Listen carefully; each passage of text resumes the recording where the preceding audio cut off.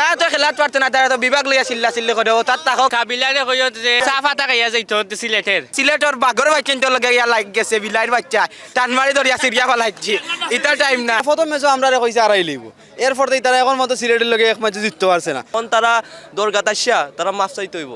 বুক বড় ভালোবাসা তারার প্রতি এই যে প্লান লইছে এটা দিয়া কি তারা সম্ভব না, তারা মানুষই ঠিক না, খেলা কিটা ঠিক হইতো। নোয়াখালীর যারা মানুষ তারাও ঠিক না, তারা খেলা কিটা ঠিক হইতো আর মারতে কিটা করতো। তারা সিলেটের চ্যালেঞ্জ দিলেছে, যারা সিলেটে পছন্দ করে না, সিলেটের কেউ চ্যালেঞ্জ দেওয়ার মতো আমি মনে করি না ব্যক্তিগতভাবে।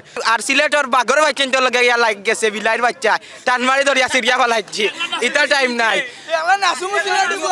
সিলেটর গেছে নোয়াখালী নাই, বাকি 63 জেলা কোন জেলাও টাইম নাই সিলেটর গেছে। Sylhet always best. সো সিলেটে নোয়াখালী চ্যালেঞ্জ দেওয়াটা ঠিক হয়েছে না, দ্যাটস ওয়াই দুইটা ম্যাচ আসছে। কাবিলারে কইও যে সিলেটের ঢুকে চা ফাতা খাইয়া যাইতো সিলেটের।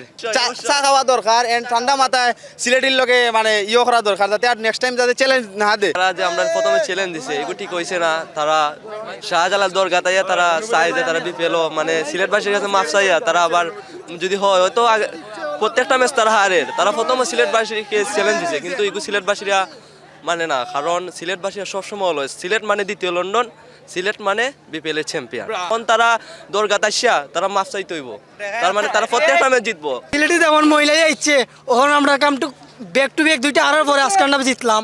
ওটা নাসুমে প্রমাণ করছে 7 রান দিয়ে মাত্র 5 উইকেট, ওটা সিলেটি পয়েন্ট পাওয়ার।